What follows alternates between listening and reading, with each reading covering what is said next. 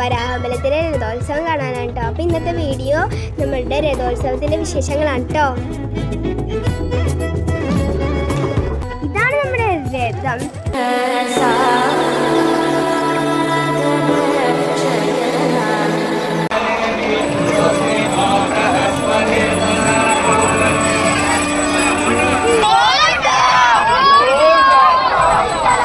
ഇവിടെ ആളുകൾ തന്നെയാണ് ഇത് ഓടിക്കുന്നത്. ഇവിടെ റെയിൻപാളം ഒക്കെയുണ്ട്, അതിൽ കൂടെ മാത്രം ഇത് ഓടുള്ളൂ കേട്ടോ.